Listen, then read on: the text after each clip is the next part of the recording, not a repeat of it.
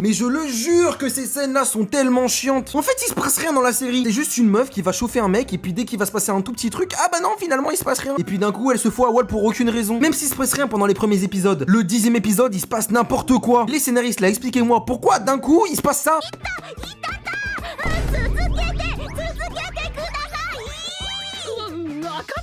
Wesh, mais vous avez la main dans le calbar quand vous écrivez ou quoi? Et les dessinateurs, c'est la même chose, hein. Une main dans le calbar, une main sur le crayon et bam, ça y va direct. J'arrive pas à comprendre qui regarde ça premier degré. À part une seule catégorie de personnes, les mecs qui n'ont jamais ressenti la chaleur d'une femme et du coup qui s'identifient à ce personnage un petit peu random comme tout le monde. Mais non, vous êtes des gros crasseux, vous êtes matrixés par Julia Bayonetta. D'ailleurs, Bayonetta, si tu veux, à tout moment, petit date là, tranquille. Je disais donc, les mecs qui regardent cette série, ils la regardent pas pour le lore, ils la regardent pour s'imaginer être à la place du personnage principal et enfin pécho une meuf. Mais les mecs, le seul truc que vous avez à faire, c'est juste aller sortir dehors et voir qu'en fait, bah, y a pas que les meufs dans la vie. C'est pas parce que vous avez pas qu'une que vous avez raté votre vie. Mais les scénaristes qui pètent des câbles, vous imaginez quoi dans vos têtes? Parce que oui, bien sûr que si on va sur le côté un petit peu sombre de YouTube, on peut trouver des alternatives bien bizarres. Dites-vous qu'en me renseignant, j'ai trouvé